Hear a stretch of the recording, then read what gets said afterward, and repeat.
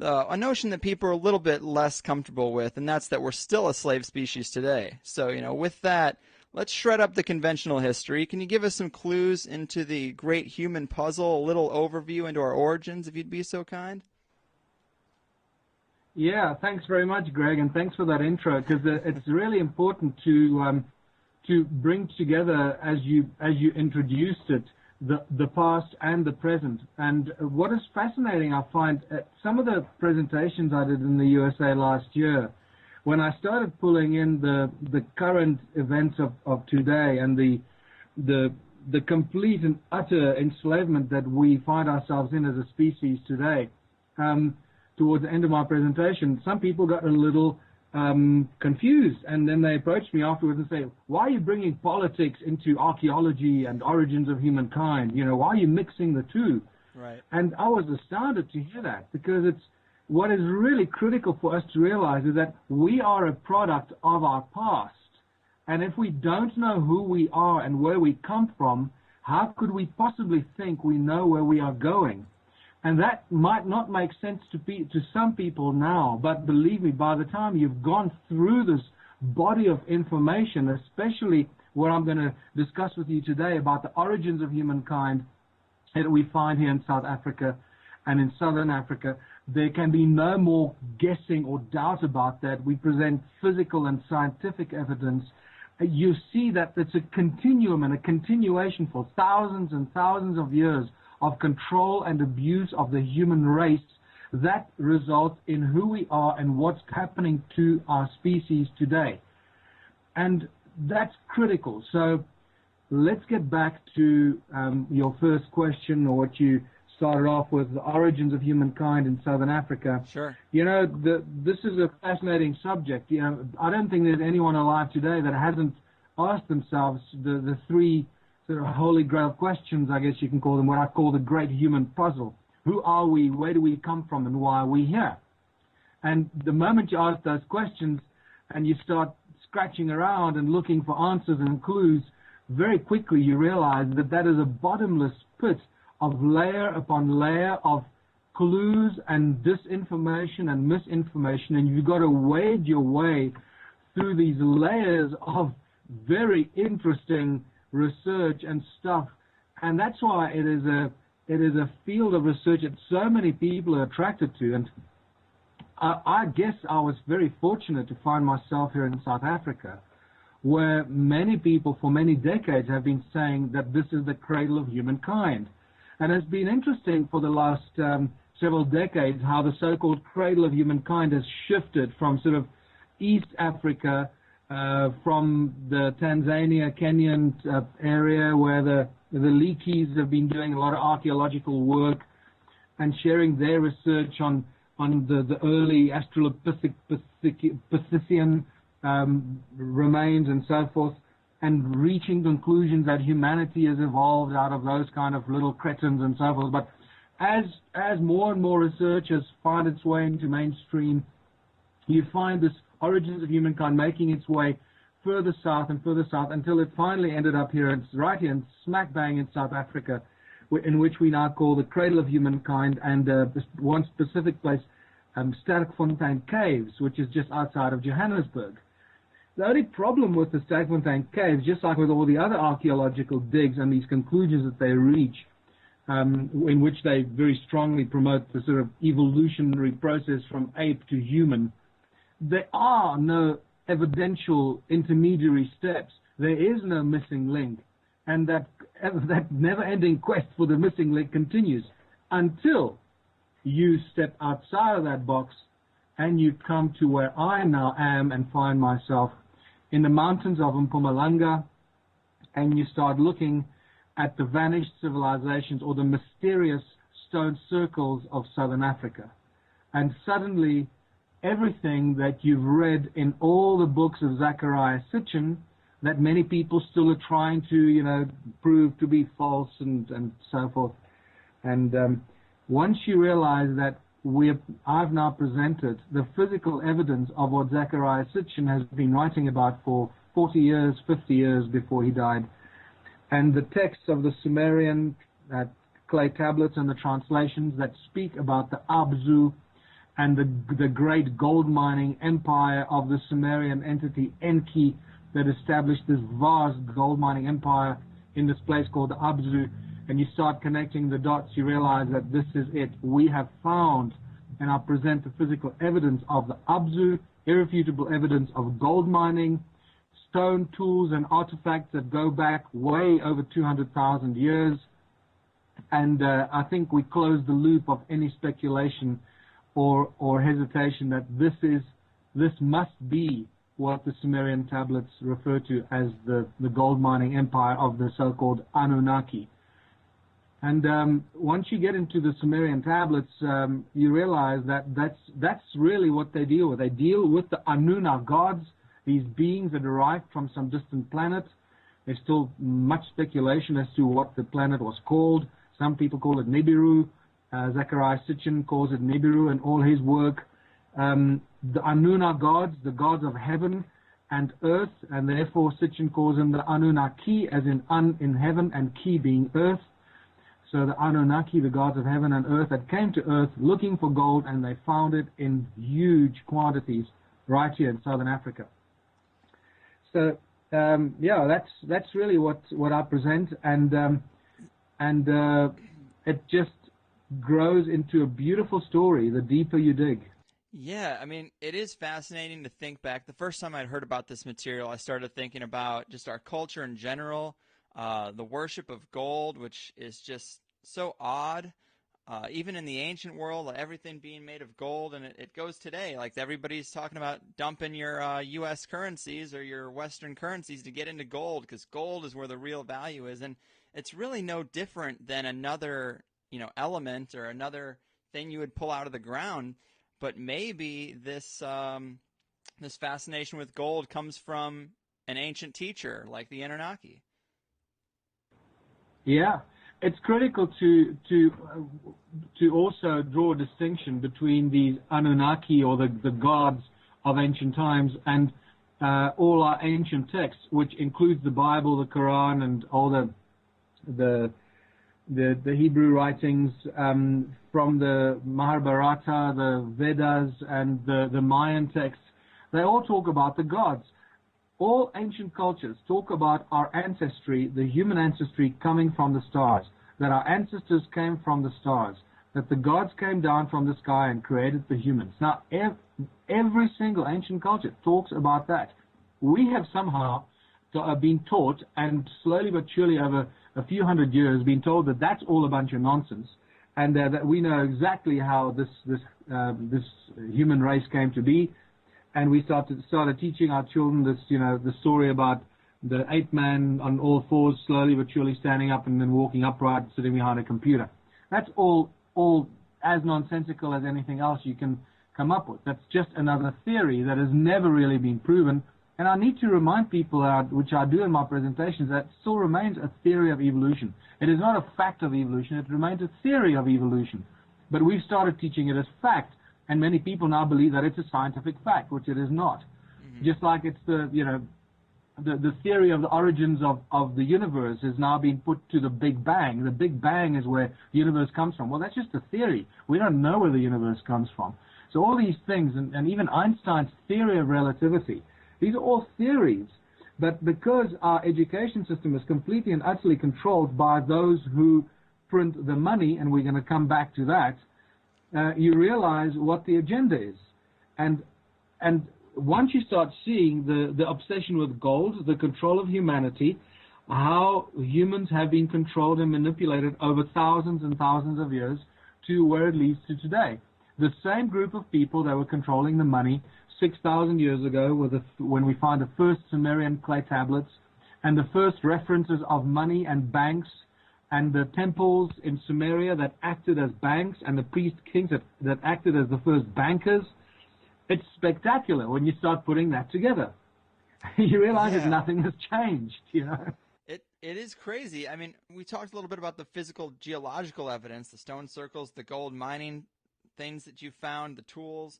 But you also suggest that it's not that this alien race came down here and just found some stupid people and tricked them into this big gold mining operation, there's apparently evidence that we were actually genetically engineered. Can you go through some of that evidence, maybe in Yeah. our own DNA? Oh, absolutely. And, this DNA evidence has been lurking in the background for many decades. It's just the people that discovered the DNA. What's fascinating is that I'm not sure if it was Watson or Crick or both of them that admitted that they were both high on DMT or acid when they actually came to see the imagery and discover the double helix of the DNA. What's fascinating is that we get the Sumerian translations, especially in Sitchin's work, is absolutely specific about how the human race came to be, how the Anunnaki found the gold. They mined it themselves for a long time until they realized they weren't getting enough of it and they needed help. So they decided to clone a new species specifically for the purpose to help them mine the gold, to be the slaves in the gold mining operation. And that's where humanity suddenly makes its appearance. And many of the things that I present in my work and my research points to that event, especially the discovery of Adam's calendar as a flagship among the millions and millions of stone circular ruins. And I need to just put this into context. I'm not talking about a few hundred or a few thousand circular stone structures. I'm talking more than 10 million stone circles scattered throughout South Africa and Zimbabwe and parts of Botswana and Mozambique. More than 10 million. In fact, in the latest few lectures, I've been talking about this, probably closer to 20 million based on my latest sort of gut feel after I sort of did a first analysis calculation, and I was trying to be as scientific about it as I could, using averages and averaging it from a small number of ruins per hectare, then take it out to a square kilometer, and larger, getting averages, and then averaging it out over the whole area that I've find these stone circles throughout Southern Africa. It adds up to more than 10 million. Now, that immediately tells us that there's a vanished civilization that we know absolutely nothing about. We can't deny it anymore. Right. And so this connects us to the fact that, there are more than 75,000 gold mines discovered just around one little town of Leidenburg, which is about 50 miles from where I live. And if you start extrapolating that to many of the other mines that I've discovered and spoken to people making discoveries, of ancient gold mines in the 20s and 30s already in South Africa, you start extrapolating that we got millions of gold mines, vanished, gold mines that no longer can be seen. And every now and then we accidentally stumble upon these gold mines. One such example, I must tell you, was in the early 70s when the father of the guy that actually is our legal advisor, Raymond Dix, his father worked for the mining industry on the West Rand in a town called Carltonville. A lot of all the early gold mines in the 60s and 70s, that's where they arose in South Africa, and a lot of the global gold came from that area. I grew up in those areas on the gold fields, and they actually called gold fields, believe it or not. And he told me that one day they went into a sinkhole. The Carltonville area is a sinkhole, sort of well known for its sinkholes, and they just suddenly appear out of nowhere, and houses disappear, and tennis courts and people disappear into the sinkholes, and it used to be a very unsafe area at one stage, and especially when I was growing up there in the late 60s and throughout the 70s. And Raymond's father told me that in the early 70s he was part of this rescue team who were really well trained, well equipped to go down underground into the mines and rescue miners if they are trapped or if there are fires or whatever. And they were messing around, testing their equipment, and they went down into one of these sinkholes about 20 meters deep. So it would make about 60 feet deep. And at the bottom of it, they found one of the sides was caved in. They cleared it out and made their way into what they found to be a tunnel that was perfectly paved with these perfect bricks or paving stones all the way around. And several meters into the dark tunnel, they discovered an exact replica statue, what you find often in ancient books and in South America, of Viracocha, the Inca god Viracocha, who's inextricably linked to the mining of gold. So that is just incredible. I also present the physical evidence that you can link every ancient civilization, from the Sumerians, the Phoenicians, the Romans, the Greeks, the Hindu Dravidians from southern India and Sri Lanka, to the Incas, as I mentioned, and also the Dogon people of Mali. You can connect and link them to their activity here in South Africa many, many thousands of years ago, and the Egyptians as well, with their Ankh and various other symbols, to the activity here in South Africa long, long before the other so-called cultures and civilizations arose. And I can say that because I've looked at the carvings that they left behind that indicate their presence here of those people, where those civilizations arise from. And if you just look at the erosion on these carvings, you realize that we're dealing with something extremely old. It's not something that was carved just a few thousand years ago. But I think just to come back to, I digress a bit from the genetic cloning side, because there are a lot of geneticists that have unfortunately, it's such a vast subject, it's very easy to slip away into a sideline and get carried off. Of course, that's a positive thing. That's a good thing. Yeah, exactly. So to come back to the genetic cloning side of it, it's really, our whole human DNA is a huge mystery. There's so many anomalies to do with what's going on with our DNA, the fact that we use so little of it, and yet there's so much potential encoded in it. What came first, the RNA, the DNA? How did it all happen? How did we get to be this very bright species, while all the others are completely, far removed from our level of understanding and intelligence? And why do we have 23 pairs of chromosomes and the ape species have 24 pairs of chromosomes, and so it goes. And many geneticists have put out categorical statements on record that our DNA is not of this planet. Our DNA is of an alien source. Now, obviously, the mainstream media and the education departments and the textbooks at school are not going to pick up on that. They're going to continue printing and teaching the children and our students what they want us to believe. So you're not going to find that in mainstream education until you start looking at those who are working on the fringes and doing some ridiculously exciting and interesting research. And one such researcher now works with Nassim Haramein in Hawaii. His name is William Brown, and he's one of the brightest lights in the field of genetics and DNA research. And William, if you just look him up and go to his website, you'll get a lot of interesting information about our DNA and what it really is. DNA is not what we think it is, and it actually is formed in completely different ways to what we believe.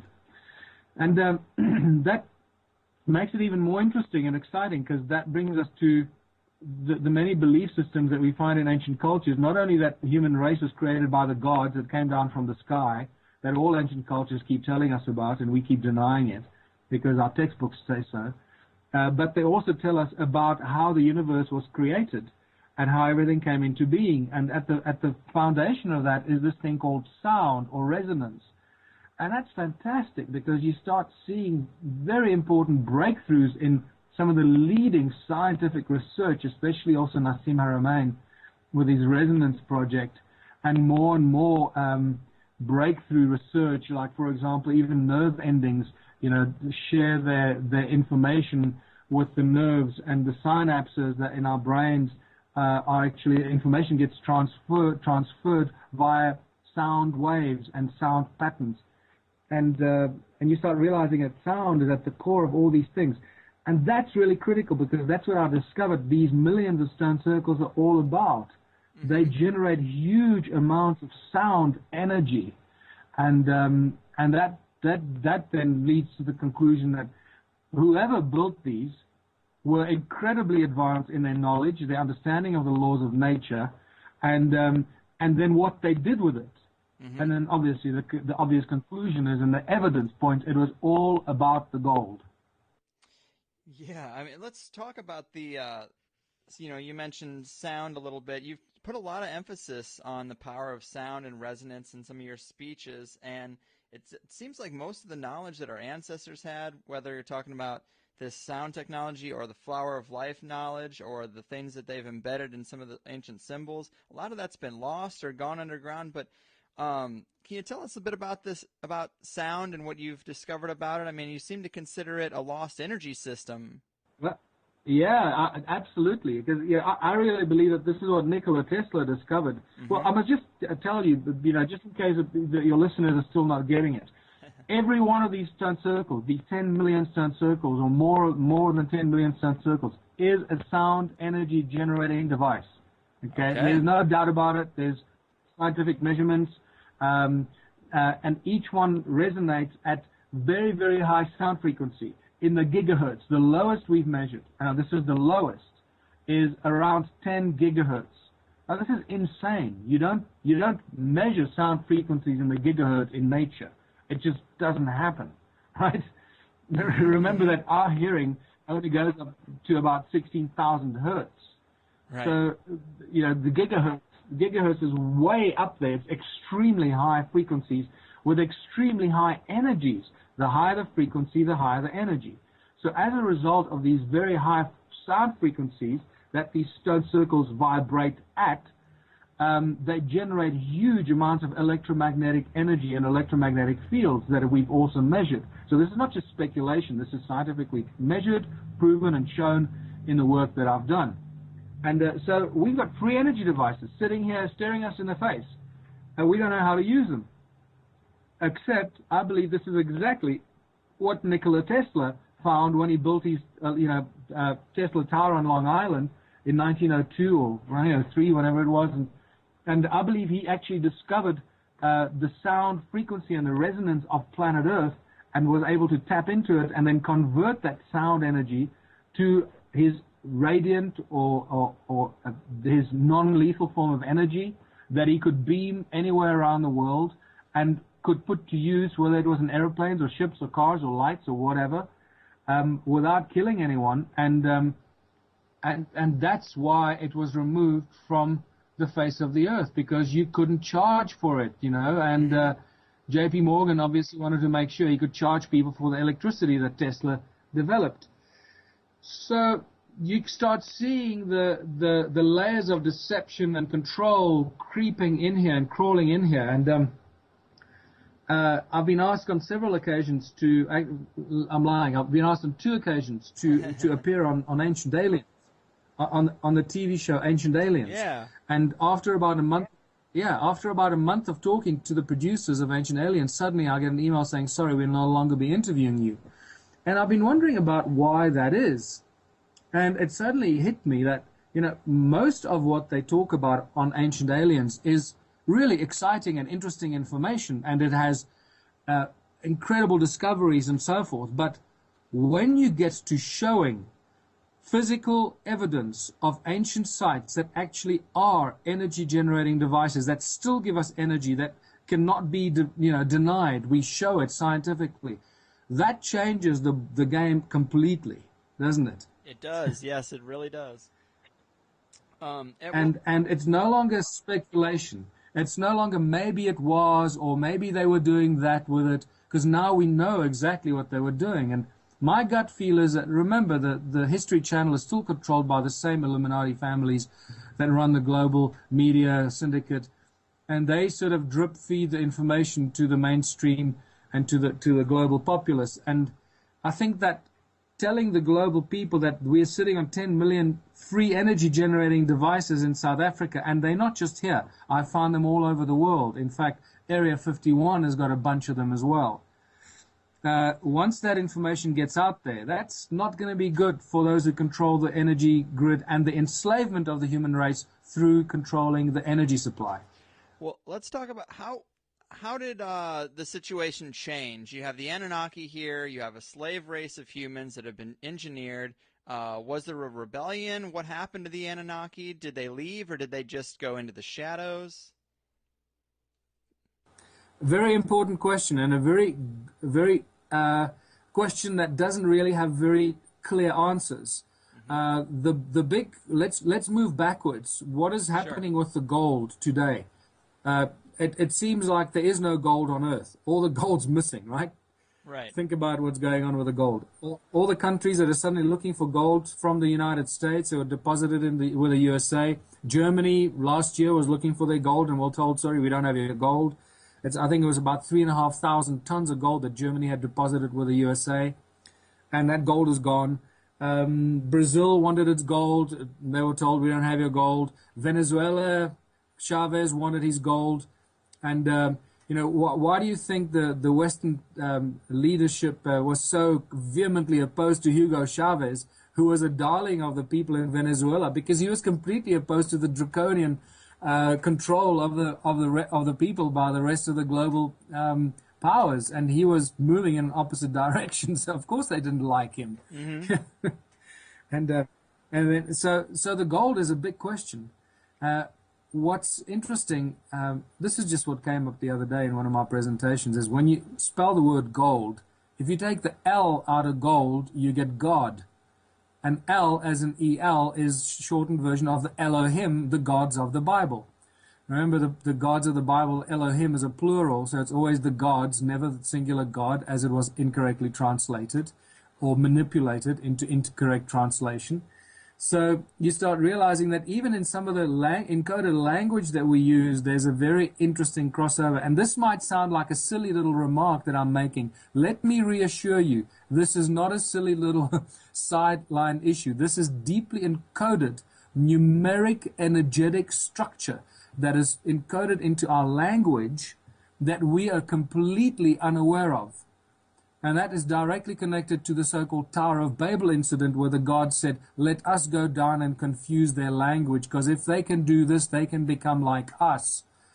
It has nothing to do with changing the people's languages so that they can't understand each other. It's got everything to do with manipulating the energetic effect of the letters and that make up the words, so that they lose their meaning and their power to actually manifest matter throughout the sound frequencies that they generate. I know I'm going a little over the top here, but let me tell you, this is why this research is so mind-blowingly exciting, because it takes you down these weird channels of research that you never imagined you'd go into, and discover this whole new vast volume of research into energy fields and sound frequency and manifestation and vortexes and the vacuum and quantum physics and metaphysics and so forth, and you realize it's all connected. So, right. It is where is the gold? Yeah, where is the gold? Where's the gold? The gold is not here. Is it in the Vatican banks? No. Well, I guess much of it is probably hidden and stored in the Vatican. Oh boy, the gold. That's the big thing. Remember that our obsession with the gold, human obsession with gold, is not a human obsession. We inherited that from the gods. And I say specifically the gods. In the Bible, the Elohim, God, comes to in Genesis 2, when Adam is alone on earth. Eve had not yet been fashioned from his rib. So Adam is alone on earth. He's never heard of gold. He's got no worries about gold, right? I'm now going with the flow of the story. And God comes to Adam, and it's God, or the Elohim, the gods, that bring up the matter of gold. They tell Adam about this land called Havilah, where the land is good, the water is good, and by the way, there is gold. So it's critical to realize that humans were not the ones that found the obsession with gold. We inherited it from the gods. And that becomes very critical when you start reading the ancient records from 500 years ago. Well, not ancient, just the other day, when the conquistadors and the thugs from Europe started conquering the native people of the world under the control of the Vatican. And they started arriving in the Americas and Africa and India, Asia. Wherever they arrived, they found the native populations had vast amounts of gold. Isn't that fascinating? It is. It's really, really strange. I mean, do you think that the Anunnaki and somehow in the shadows is still picking up shipments of gold? Absolutely. There's no doubt about it. Really? And no doubt about it. And that the gold is still leaving this planet. It's not here. It's not on this planet. It's going off planet. And just because it's not on the 8 o'clock news and you're not seeing it on CNN doesn't mean it's not happening. Remember that if NASA did a launch of the space shuttle and they didn't show it on TV, nobody would know about it. That's true, man. It's that simple. It really is. And this kind of touches on, the famous David Icke stuff, that the global elite are descendants of the Anunnaki. And I've always thought motivation-wise, what is the motivation for some of these global elite to keep going to meetings, to keep controlling the population? Because if I had $1 billion in the bank, I wouldn't give a fuck what anybody else did. I would just secure my own freedom, hole up, and do my own thing. But these people are still like basically working a 9 to 5, and there's got to be a motivation behind that.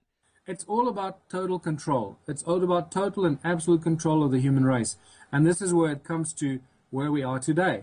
So it started out with the Anunnaki arriving here some 500,000 years ago. I don't know. Those numbers are very fuzzy, so don't take it too, don't stick to it too exactly. Mm-hmm. And at around 300,000 years ago, and that seems to be reasonably accurate, at about 300,000 years ago, although there are various periods during which they seem to have created different types of beings. So that becomes fuzzy again.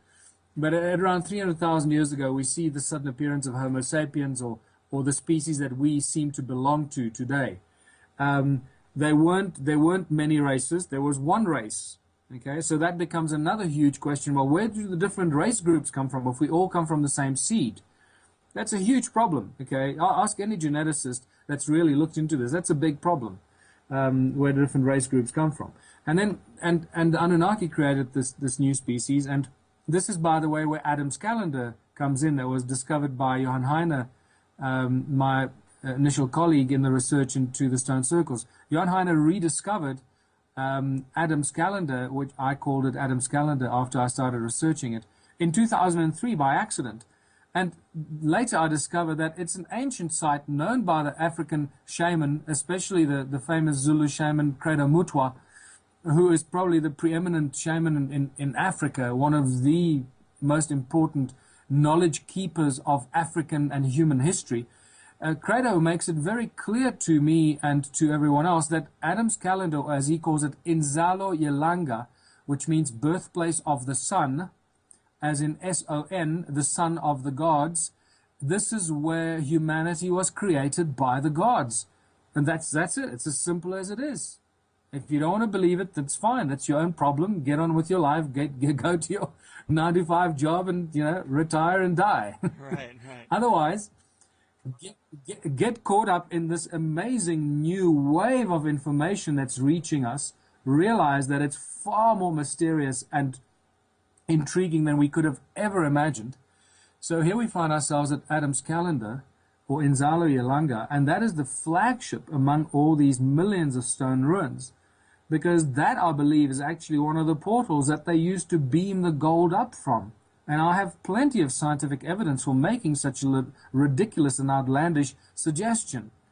So it gets really exciting. So I believe the gold is still leaving, but there is still huge amounts of gold on this planet, buried in underground tunnels, in secret places. And Southern Africa is one of those places where probably most of that buried gold is found.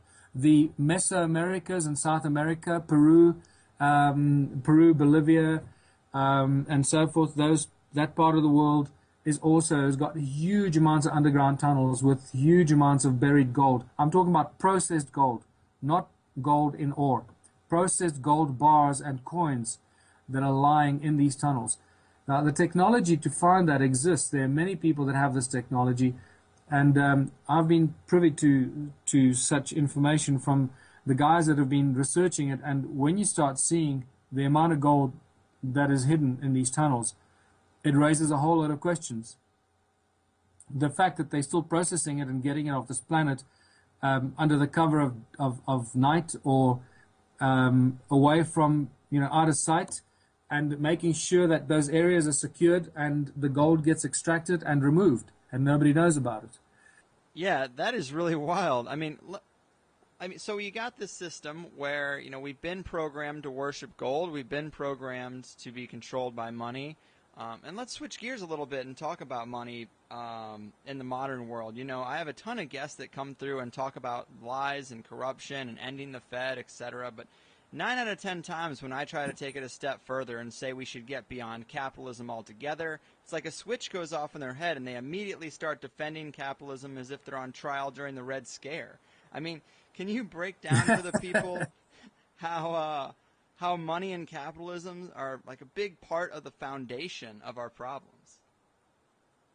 Okay, absolutely, and that's critical because once you've become comfortable and gone over the shock that we are slave species created by these gods, these beings. And remember, this is also, I just need to also draw the distinction for a lot of people that might find themselves lost from a spiritual perspective. This is where you draw the very clear distinction between God with a big G or the divine creative force behind the universe and all the beautiful things in it. The divine creation, if you want to call it that, the God, which I call the God with a big G. And I also have a feeling that this is where the Freemasons actually get the big G in their symbol, the grand architect or the great architect.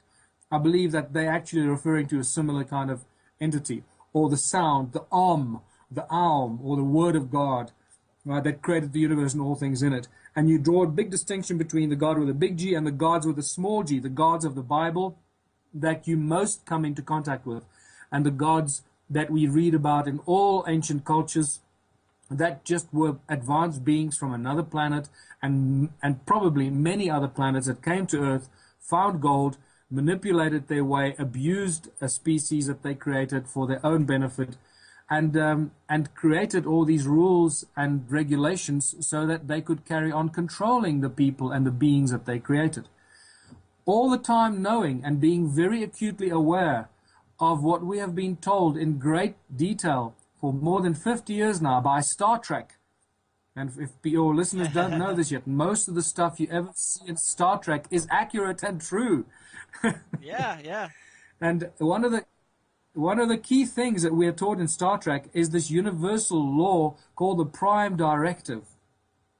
Now, I talk quite a great deal about this in my sort of full-day workshops because it's critical to start pulling all these things together and understanding how the manipulation of the human race is taking place today, and that the Prime Directive is being used and abused and manipulated to the benefit of those who are the manipulators of the human race, with a full understanding by them that if they cross the Prime Directive, if they do not abide by it, it will cause their own demise. And this is critical information that I'm sharing with you here, because once you start understanding the resonance, the morphogenic field, the way that the entire universe and everything in creation vibrates in sympathetic harmony, once you realize that, you realize that anything that contradicts that is not in sympathetic harmony, that is not in resonance, that is in dissonance, will cause its own destruction and demise. I don't know if it's making sense to you. No, yes, it is.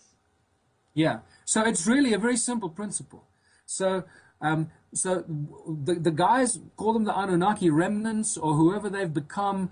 It is really unclear because they're masters at deception, and a lot of people have gone on record and made these bold statements and then find out later that they weren't exactly right. So let's just realize that somebody is pulling the strings, manipulating us on this physical level, enslaving us physically, mentally, emotionally, and most importantly, spiritually, making us forget that we are infinite fractals of the divine creator, that God is within us, that we have the same capacity to create and manifest, the same way that great, prophets like Joshua or Jesus or Yeshua, call him what you want, and many others that came before him and since him have told us that God is within you, that you can move mountains if you have faith. And that faith is not believing in a guy with a white stick or a white beard and a stick in the clouds. Well, that means believing and understanding that you are one with the divine creator, that you're a fractal of the divine creator.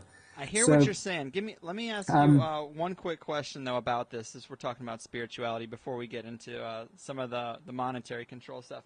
I mean, I completely understand how, some people think we are, bodies are vessels for infinite consciousness, here to experience, a 3D material plane. We are fractals of the great God, or, what have you.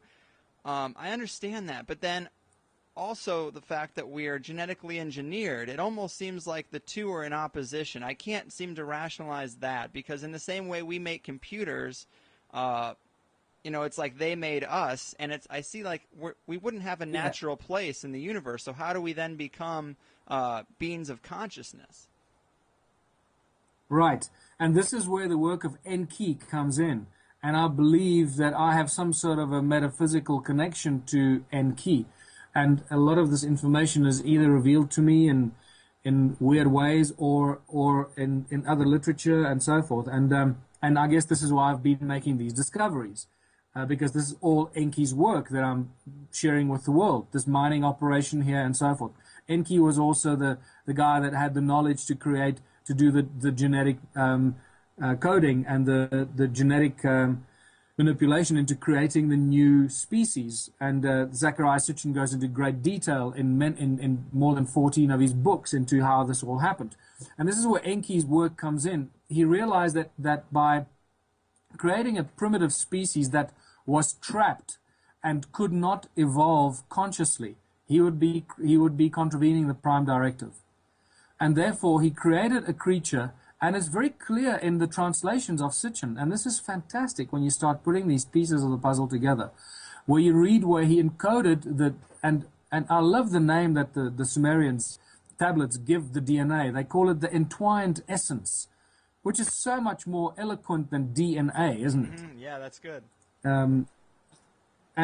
So when he gave the entwined essence more parts that would allow the creature to grow and to evolve and to become wise and etc. So he allowed the creature to grow in its own consciousness and reach high levels of consciousness, and then join at some stage in the future, join the universal community of conscious beings.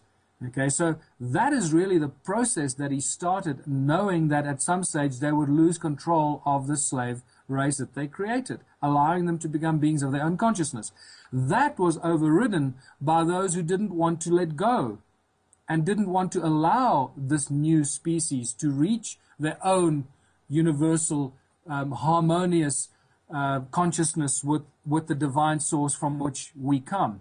And it is that control that is now being imposed on us and has been imposed on us for thousands of years.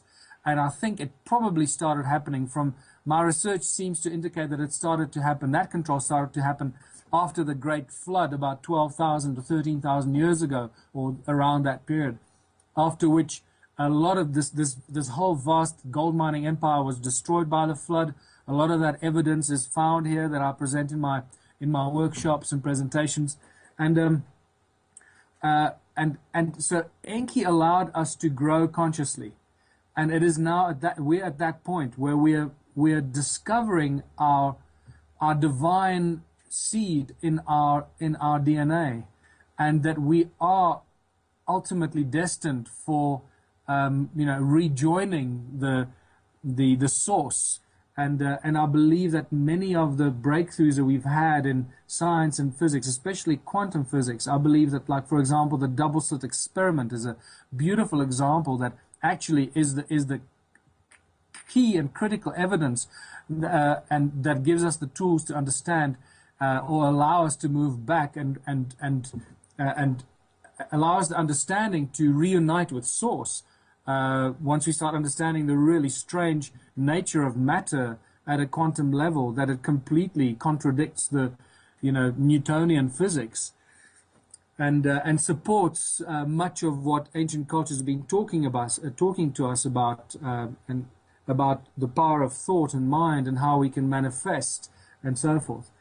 So yeah, it's critical. I think that what the Anunnaki also did is they did a lot of damage on this planet. There's no doubt about that. But at the same time, I think there are many of them who are still around, possibly not in a physical form, but a higher level spiritual form, that are doing as much as they can to help millions of us wake up and realize that we can and have the potential and have the ability to step out of this trap and this enslavement.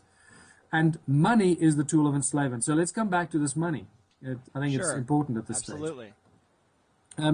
It's very important, and for those of you, and if you're in the United States during the month of July and August, please look at my website where I'm going to be presenting. I've got 16 or 18 venues mostly in sort of Western United States and the South, and come and look at one of our presentations to get a better perspective of what I'm talking about. But money is not what people think. Okay, the entire global monetary system was created by the Anunnaki and given to the Sumerian priest kings. When you read the Sumerian tablets, there is no mention of money at all among the Anunnaki or the Anunna gods. The only time money comes into question is when they talk and deal with human beings. Suddenly money appears. And it is very clear now from our research that the first money appeared shortly after the flood. Money is not a process or part of evolution, so-called evolution. That is what the historians and those who are trying to deceive us with writing disinformation in our history books have tried to deceive us. They're trying to link the evolution of money to the evolution of the human race, and that is not true, because that'll make us believe that sort of it's hand in hand, that money evolved out of thousands of years of barter and trade. That is an absolute lie. That is not true.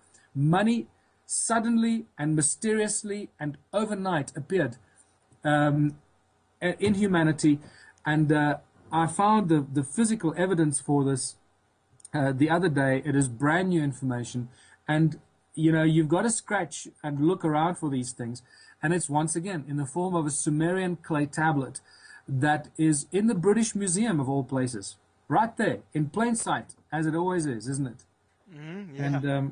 And this clay tablets, first of all, what happened after the flood is when we first see the appearance of kings and priest kings. This is when kingdoms on earth appear. Suddenly, out of the blue, you suddenly see kings rule the world. And that's just the most bizarre and mysterious thing that could ever happen. All you got to do is ask yourself, how did these kings come to be? Who were they? And how were they so powerful that they could suddenly impose themselves on all the other people with whom they must have lived before they became kings? Right? So here I am, I'm living in my community, in my village or my town. Everyone's living together, and suddenly tomorrow morning I wake up and I have a bright idea, and I call everybody together and I tell them, listen, as of tomorrow, I'm going to be this thing called a king. I'm going to rule over all of you here in this town and village, and all this land now belongs to me, and you're going to have to work my land to be able to live on it, and you're going to have to pay me taxes or bring me food so that you can live on this land that now belongs to me. What do you think the rest of the people in the community are going to do to you if you try and impose yourself like that on them? Yeah, you'd think they'd be coming at Right. you with pitchforks. Exactly. So how kingdoms suddenly appeared out of the blue is a great mystery. And yet the Sumerian tablets give us, once again, as they always seem to do, give us a very clear indication that the kingdom was lowered to earth from heaven when the gods came down and appointed kings from among the men to rule over the people. And these priest kings, they were also the priests because they were the communicator between the gods and the people. These early priest kings that suddenly appear after the flood were given huge knowledge. They were given like magical tricks that they could perform with which they could subdue and control the people. And that is how they took control of the people, through fear and subordination and subjugation, right? The people didn't willingly, enslave themselves to the kings. They were forced into working for these new priest kings that had these weird magical powers. And the first thing that these priest kings did, they introduced money and the concept of money and remunerating people with money. The other important thing is that money was never in the form of gold. Money was always in the form of silver, because the gold belongs to the gods, like all the ancient cultures told the conquistadors when they arrived in the Americas. When they asked, who does all the gold belong to? They were told, the gold belongs to the gods, just as they did in Africa and in India, everywhere. So the gold was never used for money, and silver was always the first form of money. Now the clay tablet that I show is a beautiful example from 2046 BC from a Sumerian temple where the priest kings were operating as the bankers and the Sumerian temples were already operating as the first banks. And this clay tablet is probably the oldest bill of exchange that is available to be seen today.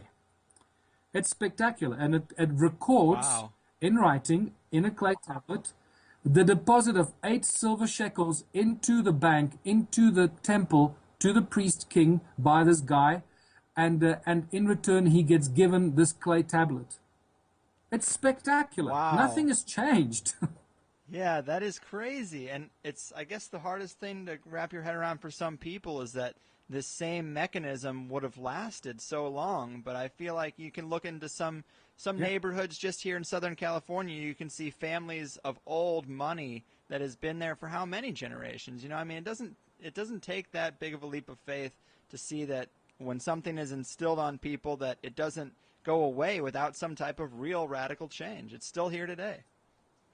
Yeah.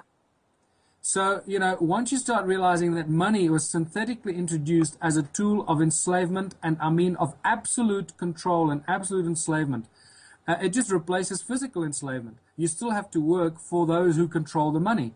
And who minted the money in the ancient times? The priest kings.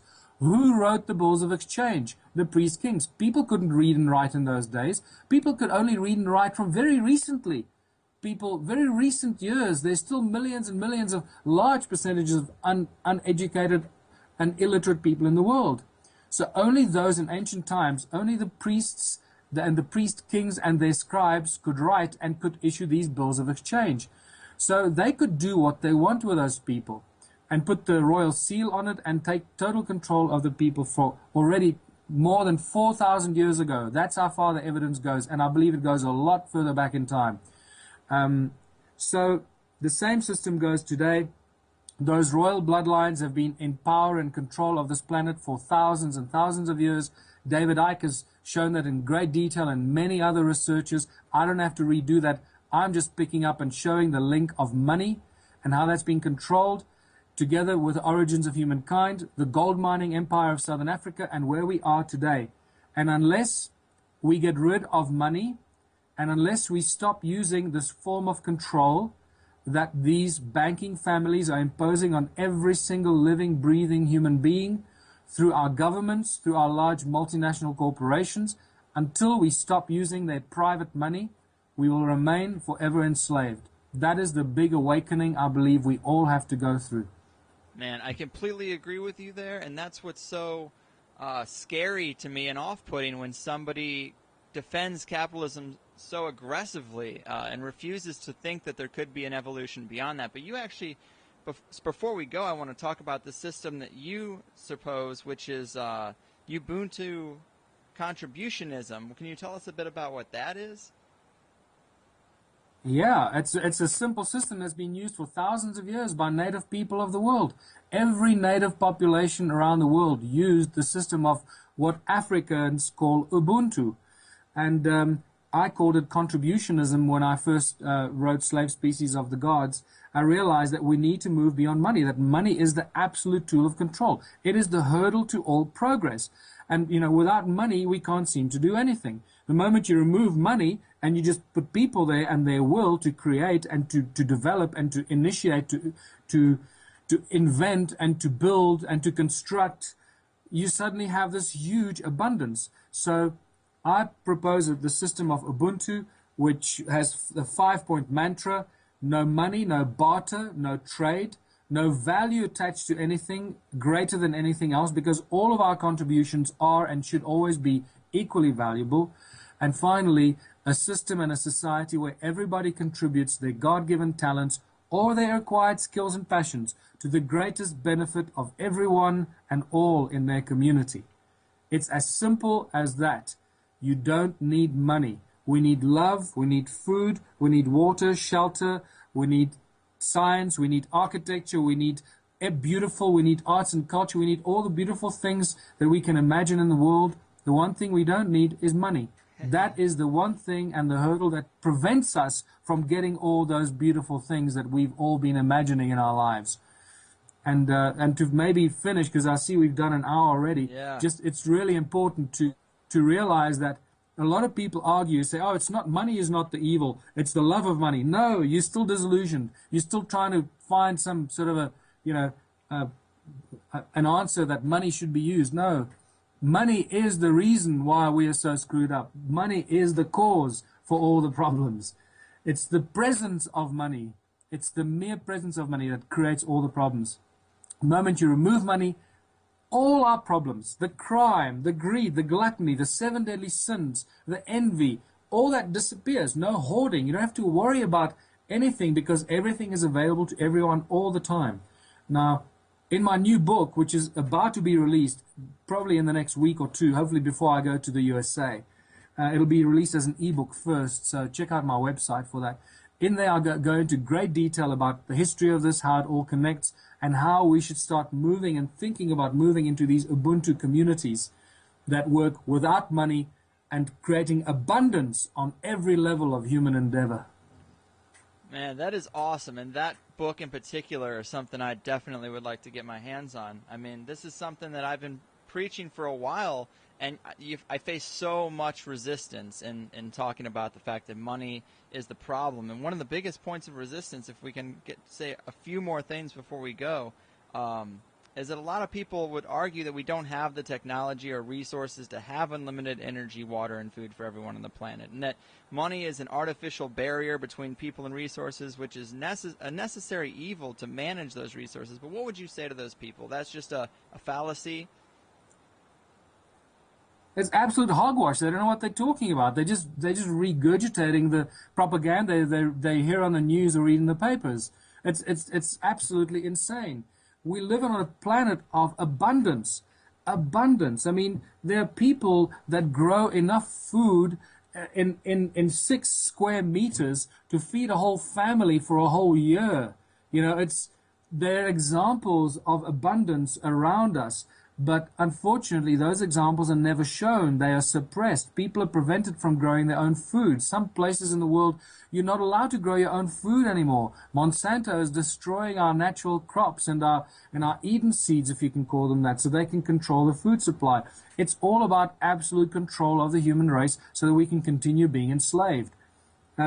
We live on a planet of abundance. The moment you start working, stop spending 90% of your energy chasing money, because at the end of the day, that's what 90% of the global population does. From the moment we open our eyes to the moment we go to bed, we are doing something that is going to bring us money so we can pay the rent, pay the mortgage, pay the electricity, buy the bread and the milk, and somehow survive until the end of the month and then do it all over again. That is not why we were brought into this planet. That is how we were enslaved to live on this planet. And this is why the ancient cultures lived in absolute harmony. When the conquistadors came to America, there was no hunger, there was no poverty. People had as much food as they wanted to create for themselves. In Africa, people lived in abundant communities of absolute abundance. There was no starvation, there was no homelessness. There was no begging on the streets. That's a Western capitalist construct that has just completely destroyed the planet. And I know that a lot of people struggle with this. You know, we are so poisoned by capitalism that we forget to look at how it totally and utterly controls our lives. And I think one of the biggest things, when you talk to people about a world without money, they associate money with wealth and having stuff. So they think that a lack of money means poverty and starvation. No. It's completely the opposite. A world without money means a world without obstacles and hurdles to progress. It means that when everybody wakes up in the morning, they live in a place they choose to live. They do what they choose to do because that is what they are best at. That's their natural talents with which they contribute towards the greater welfare of their own community. And therefore they are well respected and loved by the people in the community and not envied or whatever, and they spend very little time and energy on chasing money because there's no money to chase. In the Ubuntu communities, I call this a labor of love. There are no jobs, there are no careers. You have a labor of love, and that is who you are, and that's what your life is. And you don't have to worry about retiring and saving money so that you can retire, because the communities look after each other. And they look after each other, and there is well-being and there's abundance. From rocket science, if you think about, if you let the scientists and the inventors and the farmers loose, and there was no restriction on how much they can develop, design, and grow, what do you think is going to happen? Right. when you start going, when you come to my presentation, I start taking you through this. You realize very quickly that we're going to have to slow down, because if you spend more than, and I work with sacred geometry on some of these models, because it's important to bring sacred geometry into some of these relationships with who we are and how we live on this planet. We need to live within the natural order of things, which is what I call it as well. And this is why you can't screw it up, because we're actually tapping into the natural order of things. So I propose that we only apply our labor of love for the community that you choose to live in for 3 hours a day. So whether you're a rocket scientist and you're building rockets or developing free energy, levitation devices, to being a farmer and developing the most amazing ways to grow food hydroponically, or whichever way, abundance beyond belief, whether you're a shoemaker or a builder or designing new technology to build dwellings or purifying water, there are millions and millions of labors of love that people do that incidentally in today's society are not financially viable. That's why people don't do them. People don't do things today because they don't want to do them. They don't do stuff, millions of things that we should be doing. We don't do it because it's not financially viable. Not because we don't need it. That's another thing to get our heads out of. There are millions of people that want to do certain things that they know will be good for the community, good for developing or improving this sector or that sector, but they're not allowed to do that because it's not financially viable, or it'll undermine the mining or the energy companies or the oil companies or the drug companies, So you got to slow down. 3 hours a day, I believe, is all that we would have to do, doing our labor of love, what it is you love to do. And then after that, you still got 18 hours a day to do other things you love to do in your own community. I mean, it seems so great. The abundance. Well, Yeah. it seems. At the moment, I tell you, Greg, the moment you remove money out the system, it explodes with abundance. That's the most exciting thing that people need to recognize. And it's the fear, unfortunately, it's the fear factor. When you say the word a world without money, people think, oh, poverty, living in starvation, living in caves, going back to the dark ages. No, use your brain, please, people. If you remove money, you're turning it upside down. You're exploding the potential. You're allowing people to develop things that we can't even imagine about developing. Free energy and ways of life that we can't even dream of it today, because we can't allow ourselves to think that far. It is ridiculous. I mean, everybody knows now about the technology of 3D printers, and I mean, if every town had a community center, a library of 3D printers, I don't understand how you would still have a Walmart or need slave labor from overseas when you can make your utensils in this machine. I mean, it's directly opposed to capitalism, and I wonder how. I mean, these things are definitely butting heads. I don't know how they're going to institute 3D printing where you can make things when they're abundant and keep capitalism around. No, well, capitalism is only around because it's controlled by the royal banking bloodlines that have been around for thousands of years. And remember, they make money out of thin air. It's that simple. They just print as much money as they want to print, so they can play this game for as long as they want and for as long as we allow them to. So it's up to us to say, listen, buddy, we're onto you. We know what you're doing. Your time's up. You've had 6,000 years of fun, and that's now coming to an end.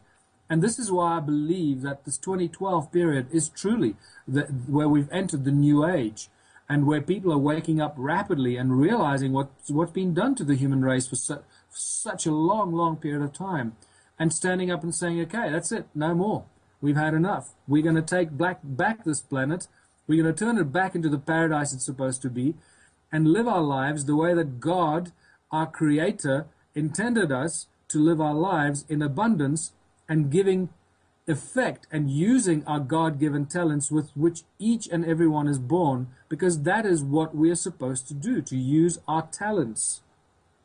Man, it's fascinating stuff, and I know it's about that time. Before we go, I guess my last big question for you is, what are some of the concrete ways you would suggest we transition into this society? Because I'm a very cynical and depressed person, because I just don't think that people are waking up at the rate they must, or waking up to enough of the facts, because it's hard to get past that last layer, which is the monetary system. How would you institute these changes? How could we make some progress? There are going to have to be several and multiple prongs of approach. I don't want to use the word attack because that's negative. So we got to stop. First of all, we got to find ways to stop using the money that's printed by the private bankers. That's a tall order.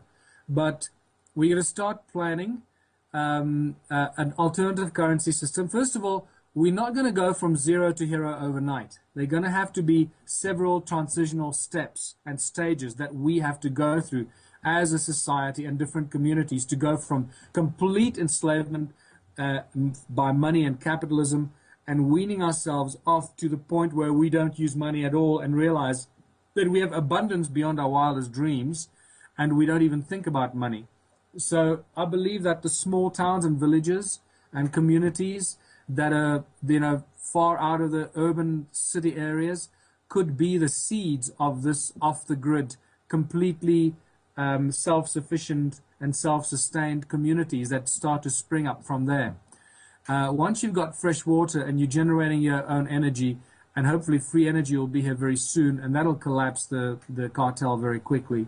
I believe that once a community comes together and pools its money on a monthly basis and starts to dictate to the authorities, whether it's the municipality or the council, whoever controls the supply of the services, the electricity, the water, or whatever, starts to dictate to the councils of what the community wants. I call it the Council of Elders. Appoint a Council of Elders from within your community. Make it a sacred geometry number, 12 around 1, like the 12 disciples around Christ or Buddha and let that Council of Elders, the wisest people that you have, that everybody trusts in your community, let they make them the spokes body on behalf of the whole community, so they can go and make demands on behalf of the community. If those demands are not met, then start pooling your money into a trust fund or a trust account that the elders keep control of, and stop paying those who are supposed to provide you with services until certain things get delivered. What can also then happen is you can have a vote of no confidence in your local council or municipality and replace the mayor and replace the council and replace them with your own council of elders. And very soon, very quickly, you can then have your own council that then controls the well-being and the expansion growth for the benefit of the town. That's on the sort of political front, now that kind of maneuver. On the other side, start pooling the money in the community and start developing community projects. Obviously, the obvious important projects, whether it's free energy, food, and water, and everything to do with creating, whether it's building materials and whatever the community can create, and start making that available for a fraction of the cost to those who participate in the community. That's why it's called contributionism, right? You contribute your time and skills, and you get the reward of whatever else that community creates. And it's not a barter or trade. If I give you 10 eggs, I'm going to get one loaf of bread or whatever. It's none of that. It's you contribute what you're good at, and that entitles you to have access to all the other things that are being contributed by all those who are contributing. So it's like a pooling of resources that everybody benefits from. So once your community is created, so much food and bread and cheese and building materials and windows or whatever, you let your mind run wild, right? And you've made that available to everyone in your own community. All the rest of the stuff, because you've got to make a lot more, you make the rest of the stuff available to the people outside your community at a farmer's market or something that you establish, that the neighboring communities will come to and get from you at a much lower cost than they can get it from their own community. The moment you've achieved that, you've created the domino effect. And it's going to become impossible for your neighboring communities to continue operating on a capitalistic system. Their businesses will collapse. And either they will have to adopt the same system that you've got in your village and your community, or their businesses will go belly up. And that is, I believe, the trigger point and the tipping point. And in all truth and reality, I believe it only takes one town or one community with sufficient influence in its surrounding communities to achieve that domino effect. If you start thinking about this, I think it'll become very clear to you. Yeah, man, that's actually great. Some of those ideas are really inspiring. I mean, this has been a real refreshing talk for me. It seems like finding guests that are willing to abandon money are few and far between. There's this mental block where they start to resort to calling me a communist or a socialist, which is stupid because those are still systems of authoritarian leadership and control by money. But that's the program response, so that's what you get. Before we go, man, we definitely need to talk a little bit about this big U.S. and Canada tour coming up in just a couple weeks. Tell us what's going on there. You know, where can people get more information? How can people come out to support these ideas and keep these kind of things going? Well, thanks very much, Greg. Yeah, we be leaving for the USA, arriving, doing my first presentation on the 14th of July. That's at the Lightning in a Bottle annual festival in Southern California. And then I go and, if you go onto my website, first of all, michaeltillinger.com, and there you'll see a button. Just click on it, and they'll take you to the page and the blog spot with all the information of the tour, with all the venues. We got all the venues in the USA. The major venue, the major event I'm doing is Contact in the Desert at Joshua Tree, with some of the biggest names in the sort of field of research. From George Newry will be there as well. Nice. Jim Mars, Graham Hancock, Stephen Greer, David Wilcock, Giorgio Tsoukalos, the founder and presenter of Ancient Aliens. He's going to be there as well. And some other amazing presenters. One of my favorite people that I've met at my first visit to the USA, Celeste Yarnell, who is actually a Hollywood star who was in Star Trek many years ago. And she's going to be speaking there as well. And a host of William Henry, and a host of amazing researchers. So check out Contact in the Desert, and try and make it to that. I'll be doing 3 presentations there. So a lot of time to get a lot of this information across.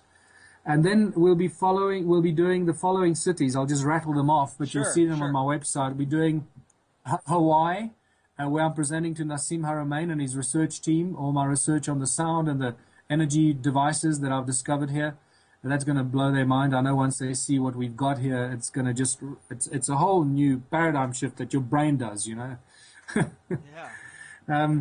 So we do Santa Barbara, San Francisco, Sacramento, Portland, Salt Lake City, Las Vegas, and then Contact in the Desert. And then we go to Los Angeles, San Diego,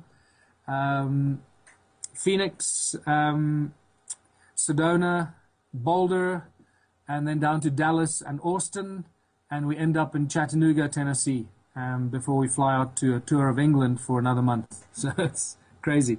Very cool, man. And I'm definitely hoping to come out in San Diego and see you. Do you have a venue picked? Because it seems like on the website I looked at, there wasn't a venue listed for San Diego. Oh, yeah, no, we have a venue. It's, you know, I find fascinating is that a few of the Freemason halls are offering their halls up for my presentations. I find that fascinating. Yeah. And it just brings you, actually, that opens up a whole new debate as to what the original intention of